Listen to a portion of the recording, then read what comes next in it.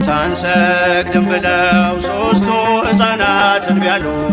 የምናመልከው አምላክ ከእሳት ያወጣል። ተወጽእ በትር እምሥሮ እሴይ፣ ከእሴይ ስር በትር ትወጣለች። እስኪ በስመ አብ በሉ። በስመ አብ ወወልድ ወመንፈስ ቅዱስ አሐዱ አምላክ አሜን። በአውደ ምሕረቱ ላይ የምትገኙ የስብከተ ወንጌል መምህራን፣ በዝማሬ ያገለገልከን ወንድማችን፣ አባቶቻችን፣ እናቶቻችን፣ ወጣቶች እንዲሁም ሕፃናት ሁላችሁንም እላችኋለሁ በእግዚአብሔር ስም እንደምን ዋላችሁ? እንደምን አመሻችሁ? እግዚአብሔር ይመስገን ብለን እንድናመሰግነው ስሙን እንድንጠራ የሰበሰበንና በፊቱ ያቆመን አምላካችን ሊሆን እግዚአብሔር ስለማይነገር ስጦታው ስሙ ለዘላለም የከበረና የተመሰገነ ይሁን። እንግዲህ በሚኖረን ሰዓት የምንነጋገረው በትንቢተ ኢሳይያስ ምዕራፍ 11 ቁጥር 1 ጀምሮ ባለው ኃይለ ቃል ላይ እንነጋገራለን። ከዚህ ከአበይት ነቢያት አንዱ የሆነው ኢሳይያስ አበይት ነቢያት የሚባሉት 4 ናቸው። ደቂቀ ነቢያት የሚባሉት ደግሞ 12 ናቸው። ከአራቱ አበይት ነቢያት አንዱ ኢሳይያስ ነው። አበይት ነቢያት የሚባሉት ኢሳይያስ፣ ኤርምያስ፣ ሕዝቅኤል፣ ዳንኤል ናቸው። ዛሬ የምንነጋገርበት ርዕሳችን ግን ኢሳይያስ ነው። ኢሳይያስ በምዕራፍም 66 ስለሆነ ሌሎቹን በምዕራፍ ይበልጣቸዋል። እንደገና ደግሞ በአነጋገርም አስቀድሞ ትንቢት የተናገረም እርሱ ስለሆነ እርሱ በተናገረው ትንቢት ላይ ተነስተን እንነጋገራለን። ምንድነው የሚለው? ተወጽእ በትር እምሥሮ እሴይ፣ ከእሴይ ስር በትር ትወጣለች። እሴይ ዳዊትን ይወልዳል፣ ዳዊት ሰሎሞንን፣ ከሰሎሞን የዘር ሐረግ ድንግል ማርያም ትገኛለች ማለቱ ነው። ቅዱስ ያሬድም ይህንኑ ቃል በድጓው ላይ ይናገረዋል። ይህችም በትር የማርያም አምሳል ናት ይላል። ከእሴይ ስር በትር ነው። አሁን ጃጋ አልተተረጎመም። በትር ነው ብሎ ያስቀመጠው። በትር ማለት ያው ዱላ ነው እንደምታውቁት፣ ምርኩዝም ከዘራም ሌላም ነገር ሊሆን ይችላል። እዚህ ላይ ያስቀመጠው ሳይተረጉም ከእሴይ ስር በትር ትወጣለች አለና ጥሬ ሐሳቡን አስቀመጠው። ወደ ትርጓሜው ስንሄድ ግን ይህች በትር የተባለችው የድንግል ማርያም አምሳያዋ ናት። ድንግል ማርያም አማናዊት ናት። ኢሳይያስ ያያት በትር ግን ምሳሌዋ ናት ብሎ ያስቀምጣል።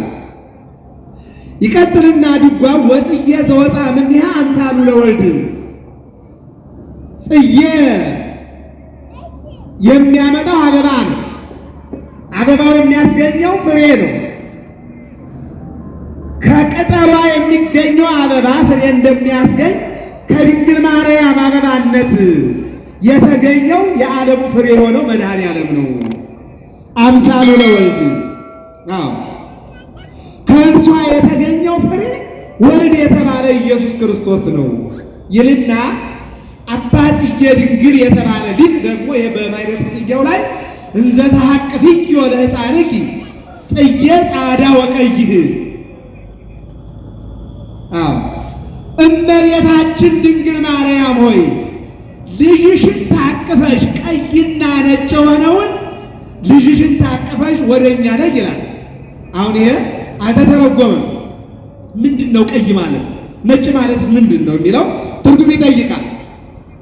እዚያ ጋር ወጽዬ ዘወፃ እምኔሃ አምሳሉ ለወልድ ያለውን መተርጉማን ጽዬ የተባለ የድንግል ማርያም ንጽሕናዋ ቅድስናዋ ነው። አበባ የተባለ ደግሞ ፍሬዋን መድኃኔዓለምን ያስገኘ ነው ብለው ተርጉመውታል ማለት ነው።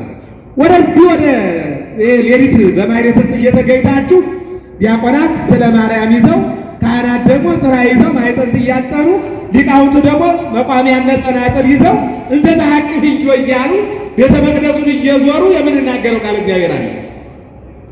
ጻዕዳ ወቀይ ነው የሚለው ነጭም ቀይም ነው ሲተረጎም ልጅ ቀይም ነው ነጭም ነው። ይህንን ደግሞ ጻዕዳ በመለኮቱ ወቀይ በትስብእቱ ይለዋል ሊቁ። አዎ ቀይ የተባለ ይኸው ኢሳይያስ ምን ይላል?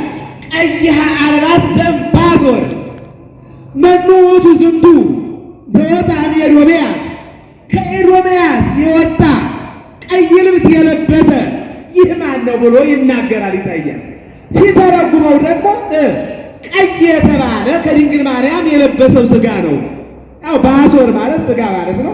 ቀይ ያሳለው ያ ነው ይልና እንደገና ደግሞ ኤዶምያስ የተባለው ደግሞ ከገሊላ አዎ ቀይ ለብሶ የተገኘ ማን ነው የሚለውን ነቢዩ ትንቢት ይናገራል። መንፈስ ቅዱስ ደግሞ ይመልሳል።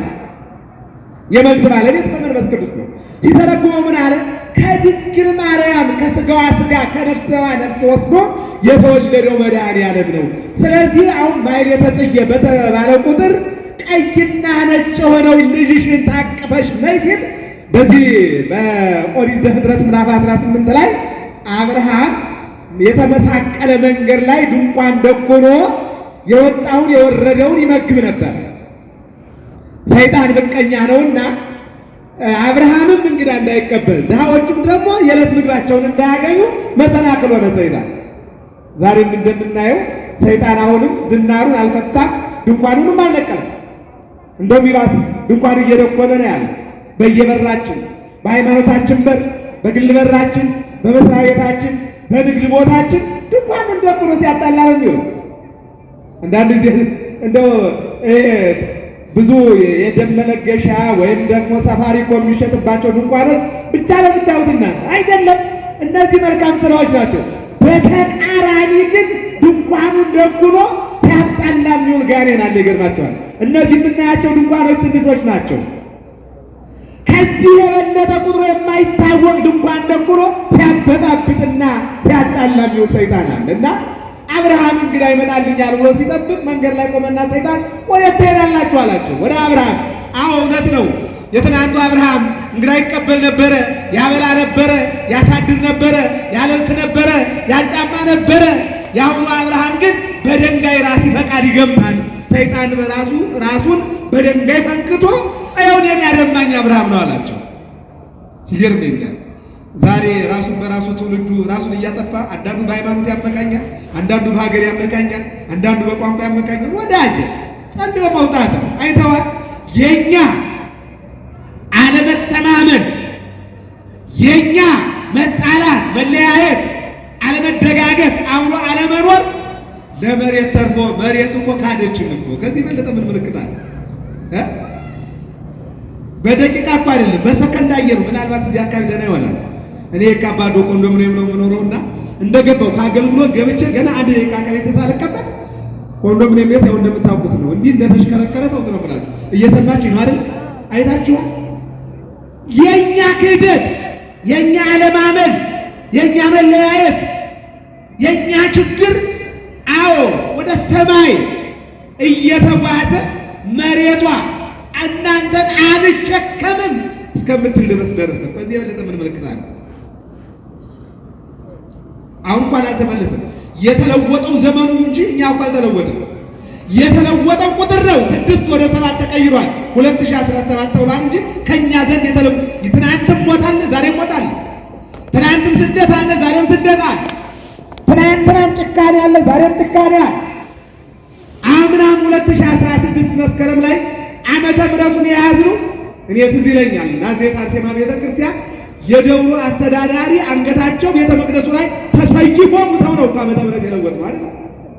እንደገና ስንጠቀልለው ፍልሰታ ላይ እኮ በዚህ በደቡብ አካባቢ አንድ ካህን አቆርበው 7 ምዕመናን ቆርበው ከቤተ መቅደሱ ሲወጡ እኮ ነው አንገታቸው በሰፊ ተቀልጦ ዓመተ ምሕረቱን ያጨረስነው። 2017 ደግሞ ስንጀምረው እዚህ አፍንጫችን ላይ ሞጆ ላይ 41 ዓመት ባገለገሉበት ቤተ መቅደስ ከልጆቻቸውና ከሚስታቸው ጋር በሰይፍ ተቀልጠው እኮ ነው ዓመተ ምሕረቱን የያዝነው። ዶሮ አርደንና በግ አርደን ነው። ይሄ እኮ ነው መሬቱን እያንቀጠቀጠ ያለው ወዳጅ። ትናንትና ቤተ ክርስቲያን የምታስተምረው በማቴዎስ ወንጌል ምዕራፍ 23 ላይ አድየ ለኪ ኢየሩሳሌም እንተ ትቀትልዮሙ ለነቢያት ወትወግርዮሙ ለሐዋርያት ሚመጠን ዘተክወ እምደበ አብየ ጻድቅ እስከ ደብረ ዘካርያስ ወልደ በራክዩ። ከየዋሁ ከአቤል ወንድሙ ውሃ እንጠጣ ብሎ እኔ ቀድሜ ልጠጣ ከኔ ቀጥለህ አንተ ትጠጣለህ አለና፣ አዎ መጀመሪያ እሱ ጠጣ። የዋሁ አቤል ደግሞ ከትልቅ ወንድሙ ቀጥሎ እጠጣለሁ ብሎ ወደ ውሃው ዘንበል ሲል ጭንቅላቱን በደንጋለና ገደለው። ወንድሙ እኮ ነው። ዛሬስ ማን ነው እየገደለ ያለው? ወንዝ የተሻገረ ደም የደፈራል እርስ በርሳችን አለምንባል እስከ ዘካርያስ በቤተ መልሔሙና በመቅደሱ መካከል ላይ ልጅህን አምጣ ተብሎ አንገቱን በሰይፍ አይታችሁታል አይደለ? 70 ዓመት ሙሉ ደሙ እየፈላ መጨረሻ ላይ ግን ካሳ ተክሶ ነው ያ ደም የቆመው። እየሰማችሁ ነው አይደል? ዛሬስ ምን እየተደረገ ነው ያለው? ይህን መመልከት ይህን ማየት ይጠይቃልና ሀገራችን ኢትዮጵያን አምላካችን እግዚአብሔር ሰላም እንዲያደርግልን የአምላካችን የእግዚአብሔር መልካም ፈቃዱ ይሆንልን። አዎ አብርሃም የሚገርማችሁ ነገር እንግዲህ አቀረበት። በኋላ ግን እበር ላይ ቁጭ ብሎ እግዚአብሔር ሆይ ምን ነው ያስለመድከኝን አሳጣኸኝ? ከማን ጋር ልቁረሰው? ከማን ጋር ልብላው? ማዕድ የለም አላጋራው። አቤት አቤት እያለ ሲጨነቅ አንሳ አይንቲሁ ወሬ ሰለስተ ሄደው አይኑን አነሳና 3 ሰዎችን አየ። አንድ ጊዜ 3 ይሆኑበታል፣ አንድ ጊዜ አንድ ይሆንበታል። የአምላካችን የእግዚአብሔር አንድነትና ሶስትነት ሶስትነቱን አንዱ አልጠቀለለው፣ አንድነቱን ሶስትነቱ አላጠፋውም። ቃይቼ ነው አንድ ጊዜ አንድ ይሆንብኛል፣ አንድ ጊዜ 3 ይሆንብኛል እያለ ሲል እግዚአብሔር አምላክ በሶስትነት መጣና ፊቱ ላይ ቆመለት። እስኪ አመስግኑት እግዚአብሔርን። አያችሁ እግዚአብሔር እንደዚህ ነው። ከዚህ በኋላ ገሃሱ ቤተ ገብርክሙ አጋዕዝተ ሥላሴ ወደ አገልጋያችሁ ቤት ግቡልኝ፣ በረከታችሁ አይለፈኝ። እንግዲህ አጥቼ ተቸግሬአለሁ፣ ማዕድ የለም አላጋራው፣ ከማን ጋር ልቁረሰው አለና ጠየቃቸው። አዎ ከዚህ በኋላ በትርጓሜያችን ምን የሚል ነገር አለ? እዘልና አስገባን እንገባልሃለን ሲሉት የአብርሃም ችግሩ እንግዳ ማጣት እንጂ አዝሎ ማስገባት ችግሩ አይደለም አለና ወገቡን ዝቅ አድርጎ አንዱን ተሸክሞ ገብቶ ሁለቱን ሊሸከም ሲወጣ ሁለቱ የሉም። እንዴ 3 አልነበሩም እንዴ አለና ወደ ድንኳኑ ሲገባ 3ቱንም አገኛቸው። ክብርና ምስጋና ለመድኃኒዓለም ይሁን። አያችሁ አሁን መተርጉማን ምድር አሉ። የአብርሃም ድንኳን የተባለችው አይመታ አብርሃም ድንግል ማርያም የድንግል ማርያም አምሳያዋ ናት። ድንኳኗ አምሳሏ ናት። እመቤታችን ደግሞ አማናዊቷ ናት። እንደገና ደግሞ አብርሃም ወደ ድንኳኑ ተሸክሞት የገባው ድንግል ማርያም 9 ወር ከ5 ቀን በማኅፀኗ የተሸከመችው የድንግልና ጡቷን ያጠባችው በድንግልና ጀርባ የተሸከመችው በድንግልና ዓይኗ ያየችው በድንግልና ክንዷ የታቀፈችው ቸሩ መድኃኔዓለም ነው። እነሆ ገብተው የተገኙት መንፈስ ቅዱስና አብ ናቸው። ይህም ድንግል ማርያም መድኃኔዓለምን በጸነሰችው ጊዜ አብ ለአጽንዖ መንፈስ ቅዱስ ለአንጽሖ ወልድ በተለየ አካሉ በድንግል ማርያም ማኅፀን ተገኝተዋል። ስለዚህ ነው ነጭና ቀይ የሆነው ልጅሽን ታቅፈሽ በእኛ ፊት በማህሌቱ ቁሚ ያለው ሊቁ። አዎ አባትዬ ድንግል አብ በፈቃዱ ወልድ በልጅነቱ በማህሌቱ ገብተው እንዲባርኩን መንፈስ ቅዱስ ደግሞ ሁላችንን ሊቃውንቱንም ምዕመናንንም እንዲያጠና በማህሌቱ በአንድነት በሶስትነት እንዲገኙ ማለት ነው። ክብርና ምስጋና ለመድኃኔዓለም ይሁን። ይህን ነው የሚናገረው ምዕመናን። ስለዚህ ምንድን ነው የሚለው? እነሆ አዎ ከእሴይ ስር በትር ትወጣለች። በትር የምትለዋን ነገር እናያትና ደግሞ ወደ ላይ እንሄዳለን። ዘኍልቍ ምዕራፍ 17 ላይ እንዲህ የሚል ቃል አለ። ቁጥር 8 ላይ እስራኤላውያን ሙሴ በመስፍንነት አሮን በክህነት 600 ሺህ እስራኤላውያን ከግብፅ ወጥተው የኤርትራን ባህር ተሻግረው እየሰማችሁ ነው አይደል? አዎ ክህነቱን አሮን ይዞታል፣ ምስፍናውን ሙሴ ይዞታል። ጠጋ ያሉና ሥጋ በገበታ ሹመት በተርታ እንዴት አሮን ብቻውን ካህን ሊሆን ይችላል? ከእኛ ቤትም ካህን መገኘት አለበት ብለው ጥያቄ ጠየቁ። ሲጠይቁ ሙሴ ምን አለ? አሮን ክህነቱን ያገኘው ከእግዚአብሔር ነው አለ። ከማን ነው አለ? ከማን ነው አለ? ዛሬ አሁን በዓለም ላይ ስትመለከቱ በተለይ ኢትዮጵያ ላይ አዲስ አበባ የተመለከቱ እኔም ቄስ ነኝ እኔም ካህን ነኝ የማይል የለም። እኔም ዲያቆን ነኝ። እየሰማችሁ ነው አይደል? ግን ከማን ይሆን የምትሉት ብትበረብሩ ግን ድርጅት ሊሆን ይችላል። በተለያየ ነገር 3 4 ነው ተሰብስበው አንዱ ቄስ ይሆናል ወይም ነብይ ይሆናል። እንዲህ ነው የምታዩት። እነሆ ክህነትን ከእግዚአብሔር የተረከበች መጀመሪያ ከመልከጼዴቅ በአዲስ ኪዳን ደግሞ ራሱ ክርስቶስ ሲመክሙ እግዚአብሔር ጳጳሳተ ቀሳውስተ ወዲያቆናተ ከመ ትራዩ ቤተ ክርስቲያኑ እንተ ኀጥራ በደሙ ወአተባ በዕፀ መስቀሉ ለቅዱስ ጴጥሮስ በዮሐንስ ወንጌል ምዕራፍ 21 ቁጥር 15 በማቴዎስ ወንጌል ምዕራፍ 16 ቁጥር 16 አንተ ጴጥሮስ አለት ነህ፣ በአንተ አለትነቴ ቤተ ክርስቲያኔን እሠራታለሁ፣ ምዕመናንም በአንተ እምነት ይኖራሉ ካለ በኋላ በምድር ያሰርከው በሰማይ የታሰረ ነው፣ በምድር የፈታው በሰማይ የተፈታ ነው። የዚህ ቤተ ክርስቲያን ሥርዓተ ክህነት ከመድኃኔዓለም ነው። ክብርና ምስጋና ለመድኃኔዓለም። ከእርሱ ነው ወዳጄ። ሌላም ከትንሣኤው በኋላ ጴጥሮስን ትወደኛለህ ያለና እንደምወድህ አንተ ታውቃለህ ሲለው በጎችን፣ ጠቦቶችን፣ ግልገሎችን አሰማራ።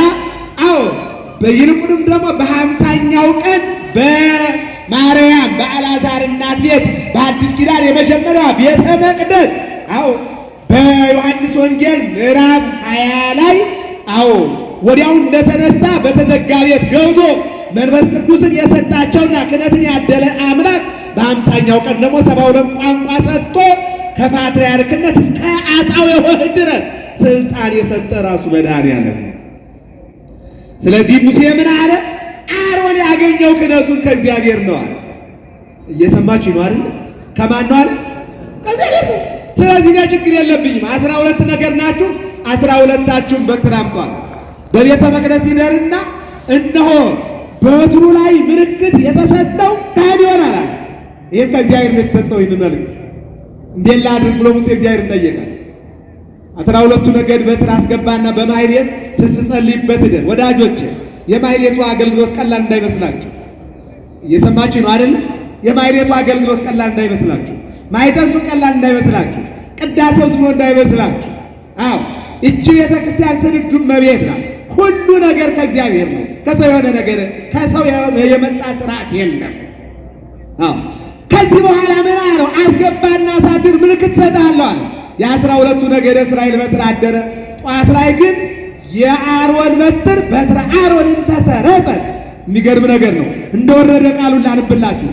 የአሮን በትር አቆጠቆጠች፣ ለመለመች፣ አበበች።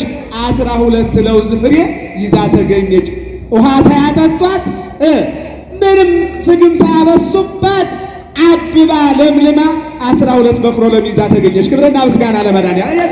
ወደዚህ ወደ አዲስ ኪዳን የእሑድ ውዳሴ ማርያም ላይ ስትመጡ ይህንን ይገልጽላችኋል።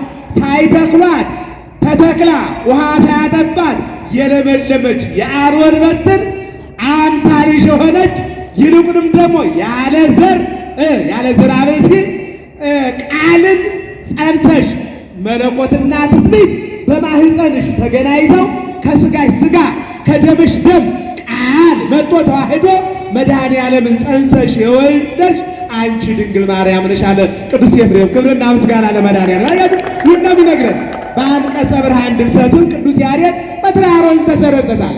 የአሮን በትር ሳይተክሏት፣ የአሮን በትር ውሃ ሳያጠጧት ለምልማ አብባ አፍርታ እንደተገኘች ቅዱስ ገብርኤል ትጸንሻለሽ፣ ቅዱስ ገብርኤል ትወልጃለሽ፣ መንፈስ ቅዱስ ወደ አንቺ ይመጣል፣ የኖር ኃይልም ይጸልልሻል፣ ይገርድሻል፣ ከሦስቱ አካል አንዱን አካል ትወልጃለሽ ብሎ በነገራት መልኩ ይሁንልኝ ስትል አካላዊ ቃል መጣና በማኅፀኗ አደረ። መጋቢት 29 ቀን መለኮትና ሥጋ በድንግል ማርያም ማኅፀን ተገናኙ። ይህን ነው ቅዱስ ያሬድ ወበውቱ ሥጋ ተሳተፍነ ምስለ ወልድከ ወኮነ ሀደ ሥጋ። እነሆ መለኮት መጣና በማኅፀኗ ከሥጋዋ ሥጋ ከነፍሷ ነፍስ ከደሟ ደም ሲዋሃድ ሰው አምላክ ሆኗል፣ አምላክ ሰው ሆኗል። ከዚህ የተነሳ በአዳም ምክንያት ውርደት ገጥሞት የነበረው የሰው ልጅ እነሆ ከሰውነት ወደ አምላክነት ከፍታን አግኝቷል። ክብርና ምስጋና ለመድኃኔዓለም። ከፍታን አግኝቷል ማለት ነው። ስለዚህ ነው የሚናገረው ማለት ነው። እና በትረ አሮን ማለት ከእሴይ በትር ከእሴይ በትር ከእሴይ ስር በትር ትወጣለች ማለት እመቤታችን ድንግል ማርያም ከእሴይ የዘር ሐረግ ትገኛለች ማለቱ። ወጽጌ ዘወጣምንያ ከድንግል ማርያም ደግሞ አበባዋ መድኃኔዓለም ፍሬነቱ ዓለምን የሚያድን ሆኖ ተገኝቷል ሲለን ነው ማለት ነው። በሌላ መልኩ ይህ ምስክርነት አለ። እመቤታችን ድንግል ማርያም መድኃኔዓለምን እንደምትወልደው በብሉይ ኪዳን አበይተ ነቢያት፣ ደቂቀ ነቢያት፣ የቃል ነቢያት፣ የጽሑፍ ነቢያት አበው ተናግረዋል። አሁን ድንግል ማርያም መድኃኔዓለምን የመውለዷ ጉዳይ እንደ እንግዳ ደራሽ እንደ አፈሳሽ አይደለም። እንደ ሁለት ጥቅሶች ብቻ ነው የምሰጣችሁ። በዚህ በመዝሙረ ዳዊት መዝሙር 86 ቁጥር 87 መዝሙር 86 ቅንፍ 87 ላይ መሰረታቲያ ውስጥ አድባር ቅዱሳን በሚለው መዝሙር ላይ እንዲህ የሚል ነገር አለ። አዎ ነኪር ነገሩ በእንቲአኪ ሀገረ እግዚአብሔር ቁጥር 2 ላይ ተመልከቱ። የእግዚአብሔር ከተማ አይዛችኋል። ለምሳሌ ኢትዮጵያ ታበጽሕደው ያበ እግዚአብሔር ኢትዮጵያ እጆቿን ወደ እግዚአብሔር ትዘረጋለች ይላል። ሀገር እጅ የለውም። ነገር ግን የኢትዮጵያ ሕዝብ እጃችሁን ከፍ አድርጉት፣ እንደዚህ አለቀ። አመስግኑት እግዚአብሔር። ይሄ ማለት ነው ሀገር ተራራ አለው፣ ሀገር ሜዳ አለው፣ ሀገር ጎድጓዳ አለው። አዎ እንጂ ሀገር እጅ የለውም። እየሰማችሁ ነው አይደል? ሀገር እጅ የለውም።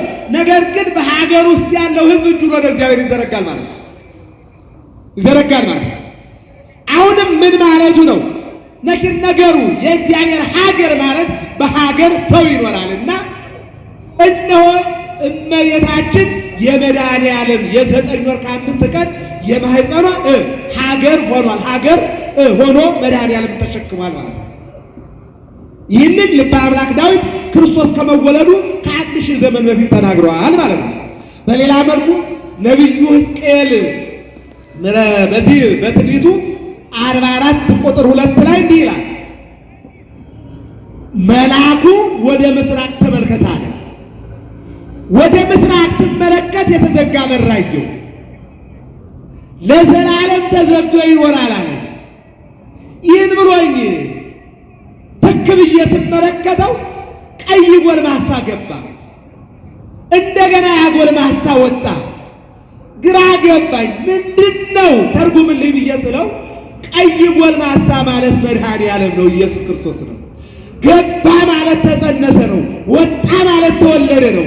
ስለዚህ እነሆ ሲገባም ድንግል ናት፣ ሲወጣም ድንግል ናት፣ ለዘላለም ተዘግቶ ይኖራል። ክብርና ምስጋና ለእናታችን ለድንግል ማለት ነው። ይህን ነው የሚናገረው። አሁን የድንግል ማርያም አምላክን በድንግልና ጸንሳ በድንግልና መውለዷ ድንገተኛ አይደለም። ለምሳሌ አሁን መስቀሉን ያገኘችው እሌኒ በምልክት ነው። ምንድን ነው ያላት ቅዱስ ሚካኤል? ዕጣኑንና እንጨቱን ደምሪ፣ ዕጣኑን አጭሽ፣ መስቀል ሰርቶ ጭሱ የሚያርፍበት ቦታ ላይ አስቆፍሪ አለ። በምልክት መስቀሉን አግኝተዋል። ነገር ግን መስቀሉ ብቻ አይደለም በምልክት የተገኘው። ለኢትዮጵያ እግዚአብሔር ለሚፈሩ ምዕመናን ብዙ ምልክት ተሰጥቷል። ለምሳሌ ኦሪት ዘፍጥረት ምዕራፍ 9 ቁጥር 22 ላይ የመዳናችን ምስጢር ቀስተ ደመና ባንዲራዋ፣ ከዚያ ቀጥሎ እመቤታችን የማርያም መቀነት ያልናት የመዳናችን ምስጢር ነው። አሁን ዛሬ ትውልዱ ከኖህ ዘመን ከነበሩ ሰዎች የበለጠ ኃጢአት ይሰራ የለም።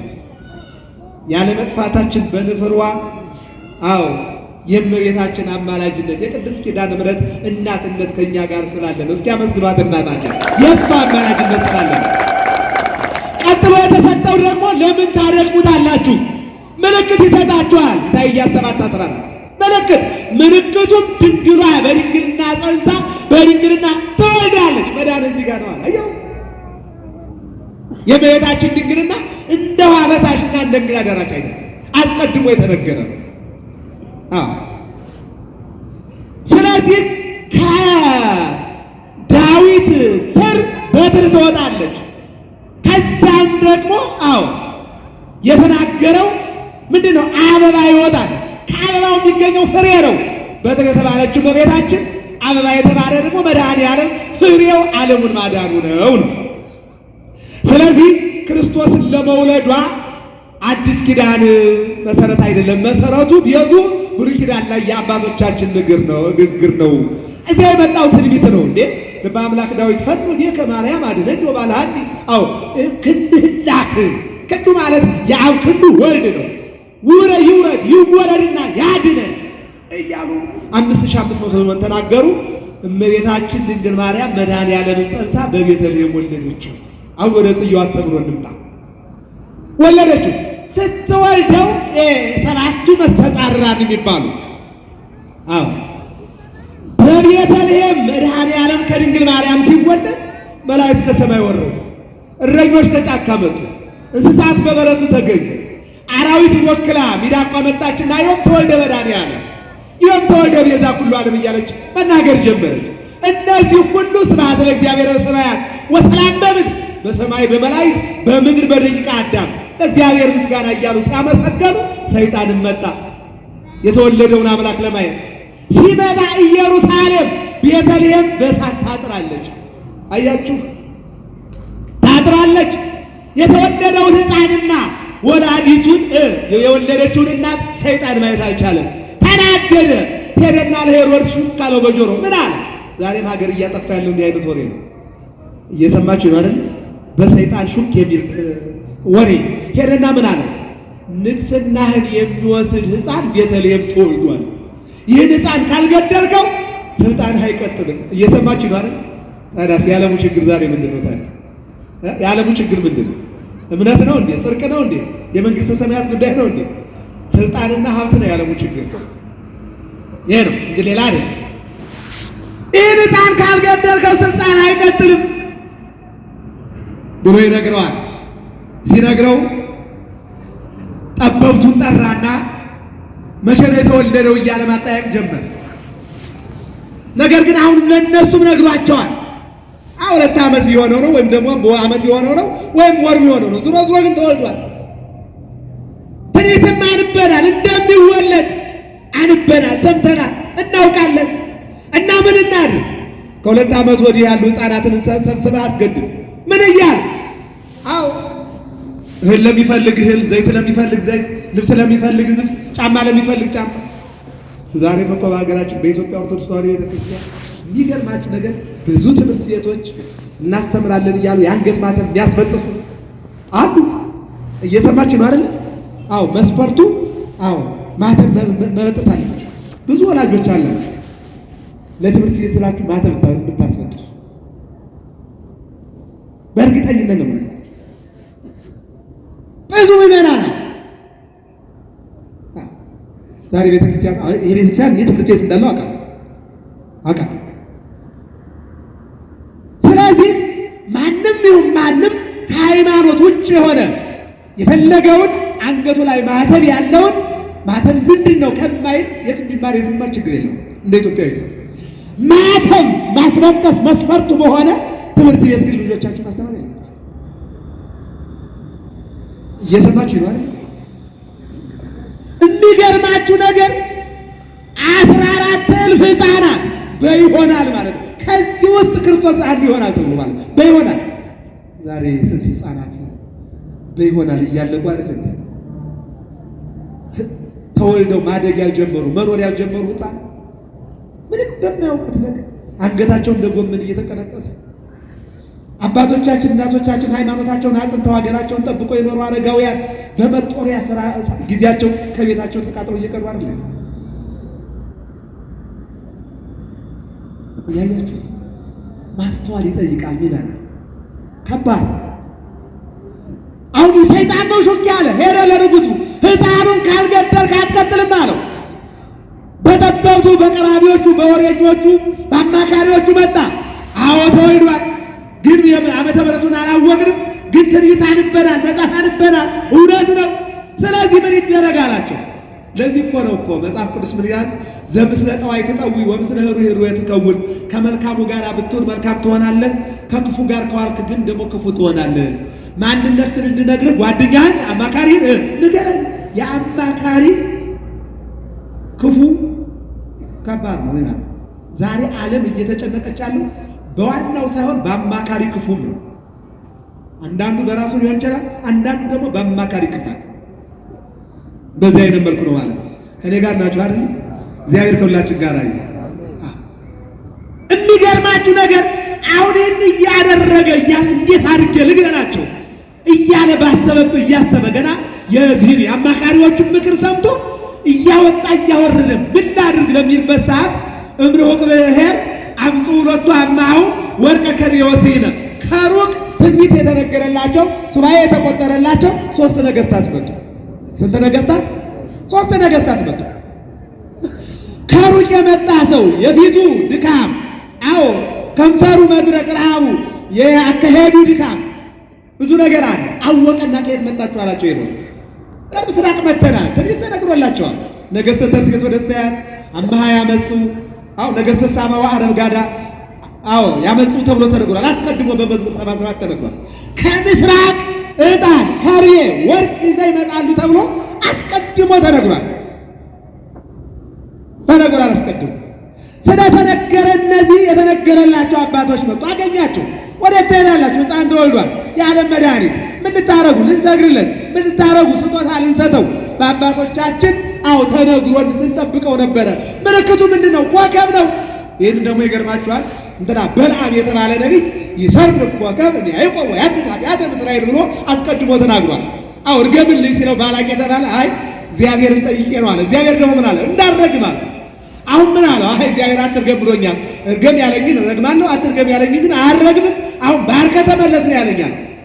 ይልቁንም አለ ከነዚህ ከእስራኤል ኮከብ የተባለ ክርስቶስ ይወለዳል። የተወለደው ሕፃን ዓለሙን ያድናል። እስኪ አመስግኑት እግዚአብሔር።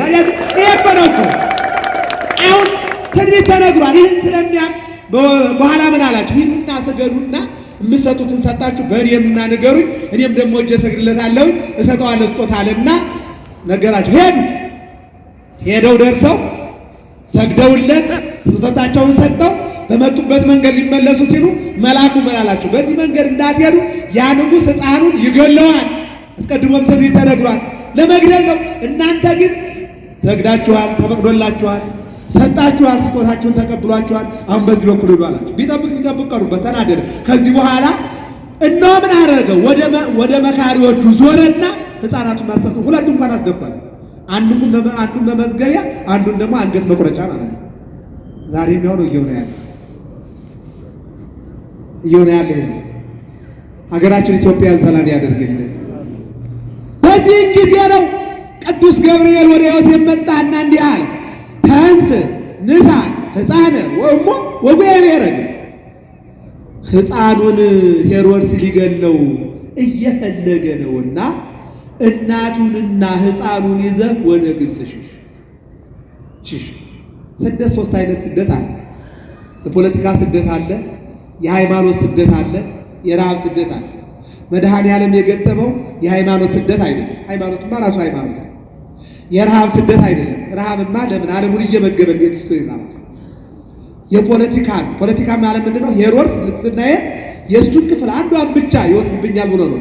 እሱ ግን የአንድ ክፍል ገዥ አይደለም፣ የዓለም ገዥ ነው። እስቲ አመስግኑት ይህንን አምላክ። የዓለም ነው። የምን አንድ ገዥ ነው? የዓለም ነው። አላወቀም ሰውየው የዋ። በዚህም ጊዜ ነው ዮሴፍ ተነሳና ወነቂሆ ዮሴፍ እምነዋሙ ገብረ በከመ አዘዞ መልአከ እግዚአብሔር በሕልሟል። ዮሴፍ ከእንቅልፉ ነቃና የእግዚአብሔር መልአክ እንዳዘዘው አደረገ። ምን አደረገ? ድንግል ማርያምን ከልጇ ጋር ሰሎሜን ያዘና ስደቱን ጀመረ። ሀገራችን ኢትዮጵያን ከስደት ይሰውርልን፣ የተሰደዱትን ይመልስልን፣ ያዘኑትን ያጽናናልን።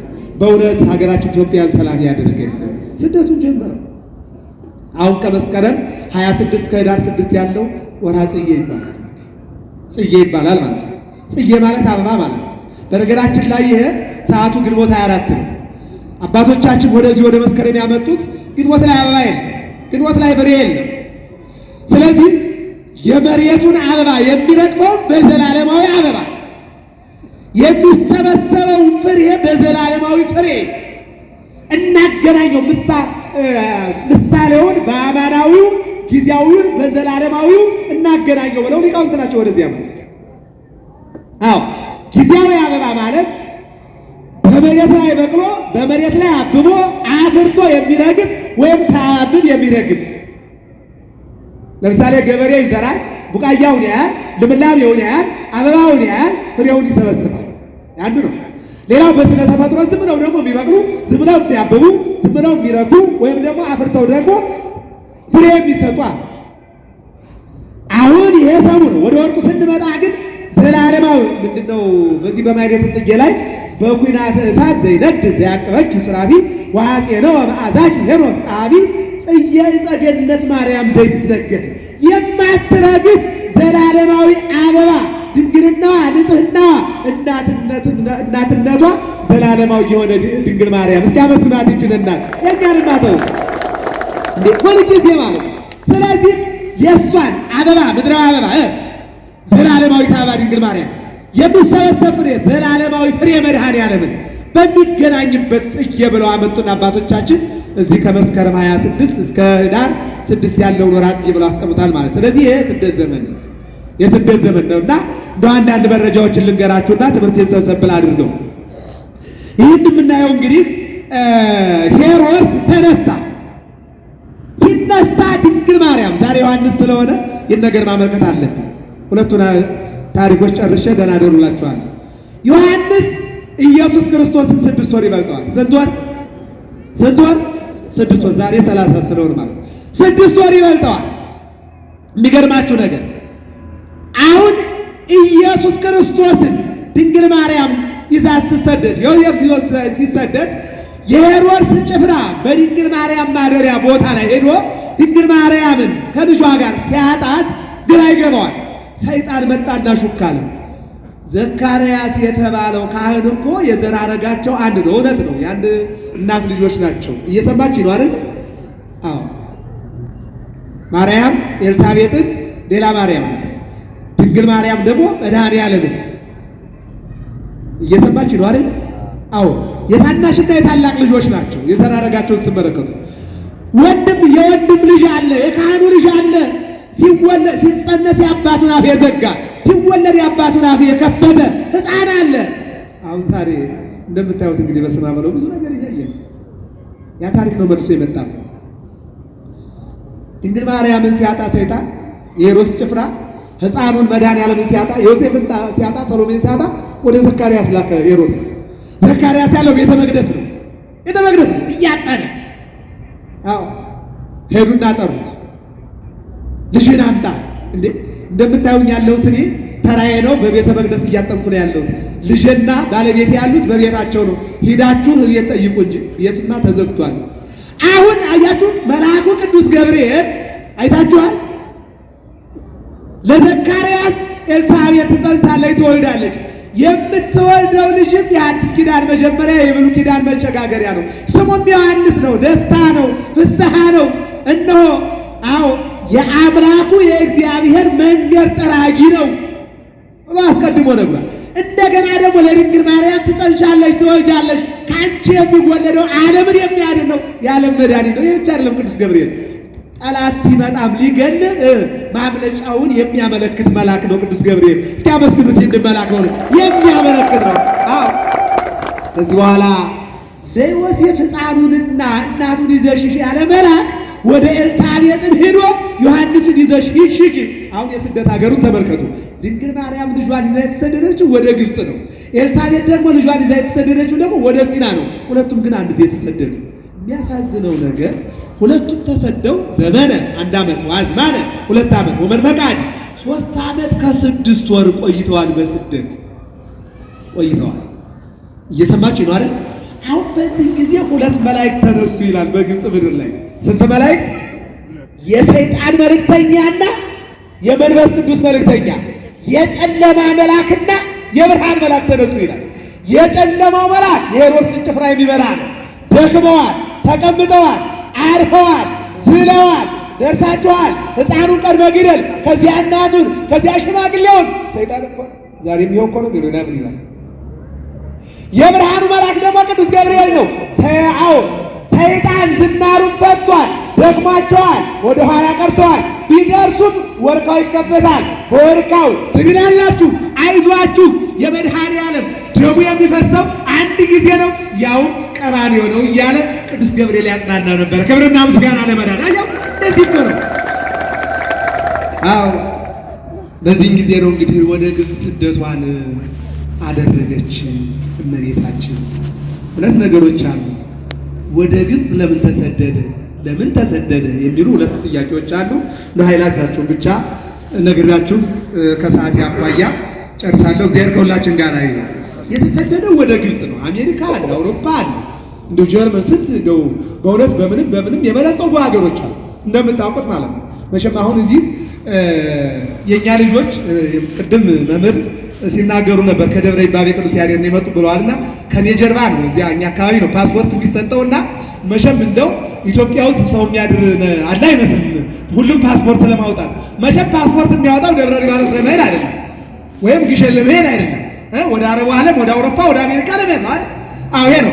ስለዚህ አሁን ወደዚያ ሰው በሚነጉድበት ዓለም ላይ ወደ ግብፅ ለምን ተሰደደ የሚለው ነው አይተይካ። አዎ ይህንን መተርጉማን በአምስት ይናገሩታል። የመጀመሪያው ትንቢቱ ሊፈጸም ነው። በትንቢተ ኢሳይያስ ምዕራፍ 19 ቁጥር 1 ላይ እንዲህ የሚል ነገር አለ። ምን ይላል?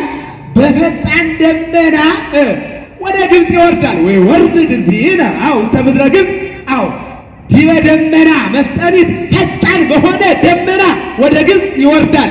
ደመና የተባለች እመቤታችን ናት። ፈጣን የተባለ ደግሞ ንጽሕናዋ ቅድስናዋ ነው።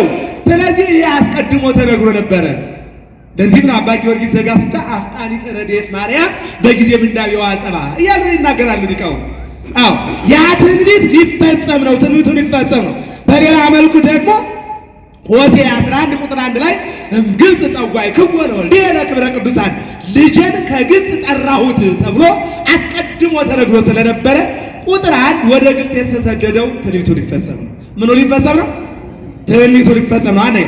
ሁለተኛው ደግሞ ጣዖታትን ሊያጠፋ ነው። ምንድን ነው የሚለው?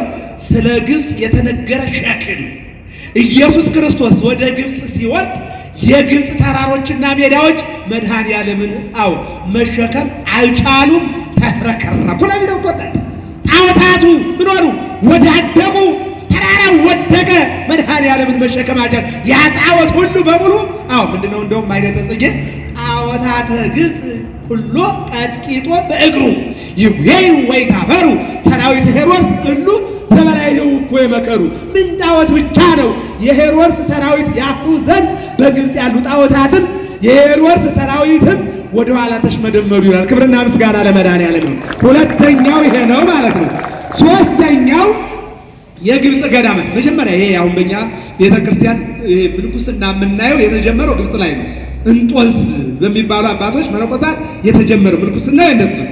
ስለዚህ እነዚያን ገዳማት ለመባረክ እነዚያን ገዳማት እንዲጸኑ ለማድረግ አይታችኋል አይደል? መቼም ግብፅ ላይ የሚሰራው ቤተክርስቲያናት የሚወርደው ማዕበል ስንት ሕፃናት አስቀድሶ ሲወጡ የሚገርመው ነገር ግብፅ ላይ የማይቆርብ የማያስቀድስ አንድም ክርስቲያን የለም። እየሰማችሁ ነው አይደል? ከ100% 80ው ሌላ ሃይማኖት ነው። 20% ነው ያለው ክርስቲያን ግብፅ ላይ። እነዚህ 20%ዎች ግን በጣም የጸኑ የበረቱ ስጋው ደግሞ የሚቀበሉ ሁሉም ናቸው። ግን ከ120% ነው፣ 80ው ሌላ እምነት ነው ያለው። ያ አሁን የመኖራቸው ምስጢር መድኃኔዓለም በኪደተ እግሩ መድኃኔዓለም በድንግል ማርያም ጀርባ እነዚያን ገዳማት ስለባረካቸው ነው። እየሰማችሁ ነው አይደል? እኛ ሀገርም እንደዚያው ማለት ነው። አራተኛው ደግሞ ቃል ኪዳን አስቀድሞ ገብቶ ስለነበረ፣ አምስተኛው ደግሞ ሃይማኖት ሊያጸና አንድ ጊዜ ስንት መቶ እያለቁ በቤተ መቅደሱ ጸንተው የሚኖሩ የግብፅ መነኮሳትና አባቶች እናቶች ሃይማኖታቸውን እንዲያጸኑ መድኃኔዓለም ጣዖት በበዛባት ከተማ በግብፅ ላይ መጥቶ ራሱ ይህን ቃል ኪዳን ስላስቀመጠ ነው ማለት ነው። ስለዚህ ወደ ግብፅ የተሰደደበት ትርጓሜያችን የሚናገረው እነዚህን 5 ነገሮች ነው። ለምን ተሰደደ የሚለውን ደግሞ እንደዚህ ይናገራል ትርጓሜው። የመጀመሪያው አዳምን ለመካስ ነው። አዳም 7 ዓመት አለው። አዳም ከ7 ዓመት በኋላ እግዚአብሔርን በደለ። በደሉ ምንድነው? 3 ዕፅዋት ተሰጥተውት ነበረ። ዕፀ ሕይወት 1000 ዘመን እንዲጠብቃት ጠብቆ እንዲበላት እዚያ በኋላ ደግሞ እንዲቀጥል ነበረ። እንደገና ሁለተኛው ደግሞ ዕፀ ወይን ነው፣ በወይን ጀርባ ያለው እንዲመገብ ነው። ሶስተኛው ዕፀ በለስ ነው። በለስን ግን እንዳያየው እንዳይነካው እግዚአብሔርን እንዳይበድል ነበረ። በ7ኛው ዓመት ግን በለስን በላና እግዚአብሔርን በደለ። 1000 ዘመን ዕፀ ሕይወትን እንዲጠብቅ የተሰጠው አዳም በ7 ዓመት እግዚአብሔርን ስለበደለ የኖረው 930 ዓመት ነው። 70 ዓመት ተቀነሰበት። ያ 70 ዓመት ለእኛ ተሰጠን ማለት ነው። የሰው ልጅ እድሜው ስንት ነው ንገሩኝ እስቲ? 70 ከበዛ 80 ነው። ስለዚህ የተሰጠን አዳም በበደል ያላገኘው እድሜ ለእኛ እድሜ ሆኖ ተሰጥቶናል ማለት ነው። እየሰማችሁ ነው አይደል? 30ዋን ደግሞ መድኃኔዓለም የኖረው ስንት ነው? 30 ዓመት ከ3 ወር ከ10 ቀን ማለት ነው። ይሄ ነው ማለት ነው። ስለዚህ አዳምን ለመካስ ነው ለምን? ሁለተኛው ያለ ጊዜው ስለማይሞት ይልቁንም ደግሞ እኛን ሊያስተምረን ነው ማለት ነው። ሶስተኛው ደግሞ እነሆ የአባቶች የአብርሃም የይስሐቅ ያዕቆብ ትዝ ይላቸዋል ጊዜ ታሪካቸው ሰፊ ነው። እነዚህ አባቶቻችን እየተሰደዱ እየተራቡ እየተጠሙ በሄዱበት ሁሉ ግን እግዚአብሔርን ያው መጻፍ በሌለበት አስተማሪ በሌለበት እምነታቸውን አጽንተው እግዚአብሔርን እየፈለጉ ዝም ብለው እግዚአብሔር ጋር ተቆራኝተው ይኖሩ የእነዚህ አባቶችን ስደት ሊያጸናላቸው ነው። አራተኛው ሰማዕታት። አሁን ትናንትና ቅድስት አርሴማ እንዳያችኋት አንገቷን በሰይፍ ተሰይፋ ንጉሡ ዲዮቅልጥያኖስ የተባለ በጣም ቆንጆ መልካም የሆነ ሴት አምጡልኝ አለ። ሰይጣን መድኃኔዓለምን እንዳሳየው አቅርቦ ይገርማቸዋል። ሊቁ ጎርጎርዮስ የተወለደበት አርማንያ የምትባል ሀገር ነው ያለችው።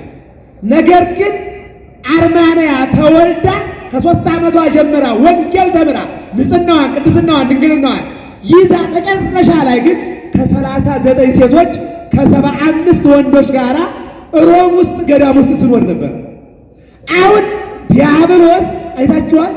እነሆ ምን አደረገ መሰላችሁ? ለዲዮቅልጥያኖስ እንዲህ አይነት ቦታ ላይ ለንጉሥ የምትሆን ሚስት አለች አለና መለከት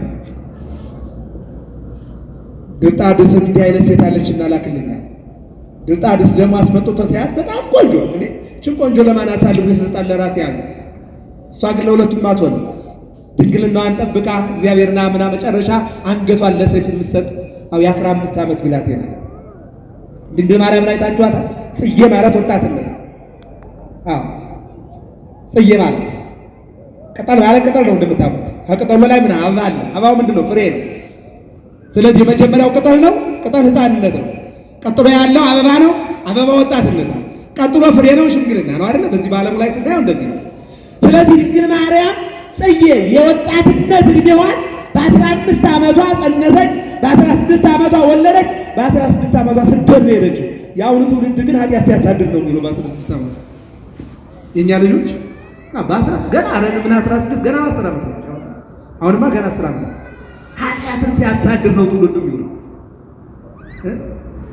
እመቤታችን ግን በ16 ዓመቷ ስደት ላይ የወጣትነት ጊዜዋን በስደት ነው ያሳለፈችው። ደግሞ ወደ አርሴማ ላምጣችሁ። በ15 ዓመቷ ነው ላግባሽ ያላት። እኔ መድኃኔዓለም የክርስቶስ ሙሽራ እንጂ ለሰው አልሆንም አለችና እምቢ አለችው። እምቢ ብትለው በግድ ሊያስገድዳት ሲል ኃይለ እግዚአብሔር ተሰጣትና ወደዚያ ገፍትራት አለችው። ተናደደና አንገቷን፣ ተናደደና እግሯን፣ ተናደደና ጡቶቿን፣ ተናደደና ምን ያልቆራረጣት ነገር አለ። እሷ ግን እነሆ በክብር መስዋዕትነትን መስከረም 29 ቀን አገኘች። ነገር ግን መድኃኔዓለም ዘላለማዊ የማይነጥፍ አጋንንትን የምታስወጣ ስሟ ሲጠራ አጋንንት የሚቀጠቀጡላት ላመኗትና ለለመኗት የምታማልን ቆንጆ አደረጋት መድኃኔዓለም። እስኪ አመስግኗት። እንዲህ ነው መድኃኔዓለም ወዳጅ። ስለዚህ አሁን አርሴማን ያጸናት መድኃኔዓለም ስለተሰደደ ሰማዕታት አጠቃላይ በስደት እንዲጸኑ በመስዋዕትነት እንዲጸኑ በሰይፍ ለመቆረጥ በፈላ ውሃ በነደደ እሳት እንዲጸኑ ያደረጋቸው መድኃኔዓለም የሰማዕታትን ስደታቸውን ስለባረከላቸው ነው ማለት ነው። አምስተኛውና የመጨረሻው ግን ጉየተ ሕፃን አጉየዮ ለዲያብሎስ መድኃኔዓለም የተሰደደው ዲያብሎስን ሊያሳድደው። ከኔ ጋር ናቸው አይደል? መድኃኔዓለም ዲያብሎስን ሊያሳድደው የተሰደደው መጨረሻ አይታችኋል አይደል? እመቤታችን ልጇን ይዛ ተሰደደች። ተሰዳ ተራበች፣ ተርባ ለመነች፣ ለምና አጣች። ማጣቷ ብቻ አያስገርም። ከማጣቷ በላይ የሚያስገርመው ደግሞ ተሰደበች። እየሰማችሁ ነው አይደል? ይህ ሁሉ መዓት አሳልፋ በኢየሱስ ክርስቶስ ምክንያት ሰዎች የገጠማቸውን ልንገራችሁና አልጨርስ። ጊጋር የተባለ ሰማዕት አሳደርክ ተብሎ አንገቱ ተቆረጠ። ዘካርያስ የተባለው ካህን ዘመድነ ተብሎ አንገቱ ተቆረጠ። ዮሳ የተባለ ደግሞ የሄሮድስን ጭፍራ አይቶ እየሮጠ መጣና እዚህ ያላችሁ እንደ ሰማይ ከዋክብት ቁጥሩ የበዛ እንደ አሸዋ መሬትን ያለበሰ ሕፃኑን ይገል የሚሮጥ መጥቶ እዚህ ጋር ትቀመጣላችሁ እንዲያለና ሲናገራት አው እምሄሮድስ ነአዊ እያምሰጥኩ ወለምን ትዝየም ሀገሬ ወጻይት ከሄሮድስ ገዳይነት ልጄን ካላዳንኩት ለምን ከኢየሩሳሌም ተሰደድኩ ብላ አይኗን በአይኑ ላይ ከንፈሯን በከንፈሩ ላይ ያደረገች ነው። ወይኔ ልጄ ብላ ስታለቅስ ሕፃኑ ድምፅ አወጣ። ምን አለ? ዮሳ ዮሳ ዮሳ አመጣጥ ጥሩ ነበር፣ ቃል ግን መጥፎ ነው። እናቴን አስደንግጠሃታልና እስከ ዕለተ ምጽአት ሐውልት ትሆናለህ። አያችሁ፣ የመድኃኔዓለም ስደት ብዙዎችን ወርቷል። ወዳጆች ዛሬ ቤተ ክርስቲያን፣ ዛሬ ፍቅር፣ ዛሬ ሃይማኖት፣ ዛሬ ይቅርታ ሲሰደድ ብዙ ጉዳት አለውና በእውነት በንስሐ ተመልሰን ይህን ጊዜ እግዚአብሔርን አይተን የምናልፍበት እንዲያደርግልን የአምላካችን የእግዚአብሔር መልካም ፈቃድ ይሁን። ጽጌ ማለት ክርስቶስ ነው። የክርስቶስ ጽጌ ማለት ፍሬው ዓለምን ማዳን ነው። ጽጌ ድንግል ማርያም ናት። የድንግል ማርያም ፍሬዋ መድኃኔዓለምን መውለድ ነው። ጽጌ ማለት መስቀል ነው። የመስቀል ፍሬ ሕዝብና አሕዛብ በክርስቶስ ሥጋው ሲቆረስ ደሙ ሲፈስ ዓለሙ ድኗል። ጽጌ ማለት ቤተ ክርስቲያን ናት። ቤተ ክርስቲያን የቤተ ክርስቲያን ፍሬ የክርስቶስን ሥጋና ደም ለምእመናን እያደለች መኖሯ ነው። መጨረሻ ላይ ግን ኢየሱስ ክርስቶስ በቀራንዮ ተሰቅሎ ዲያብሎስን አስሮ ውየተ ሕፃን መዝጊያው እዚህ ጋር ውየተ ሕፃን አጉየይዎ የተሰደደው ሕፃን በኢየሩሳሌም አድጎ በዮርዳኖስ ተጠምቆ 3 ዓመት ከ3 ወር እየተዘዋወረ አስተምሮ መስቀል ላይ ተሰቅሎ በተቆረሰው ሥጋው በፈሰሰው ደሙ ዓለምን አድኖ እየሰማችሁ ነው አይደል?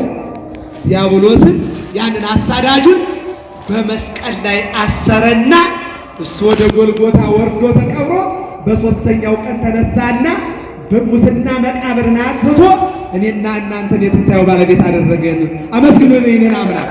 ከዚህ ስር በትር ይወጣል፣ ከበትርም ደግሞ ልምላሜ፣ ከልምላሜውም አበባ ከአበባውም ፍሬ። በትር የተባለች ድንግል ማርያም ናት። አበባ የተባለ መድኃኔዓለም ነው። እመቤታችን ሀገራችንን ሰላም ታደርግልን። መድኃኔዓለም ሀገራችንን ሰላም ያደርግልን። የጀመርነውን ሱባኤ የጀመርነውን የጽጌ አገልግሎት በሰላም አጠናቀን ለብርሃነ ልደቱ እንዲያደርሰን። ያም የሚሆነው እንኳንስ እንደዚህ አእምሮ ተውቦ ለመማር ለማበድም ሀገር ያስፈልጋልና ሀገራችን ሰላም ያደርግልን። ወስብሐት ለእግዚአብሔር።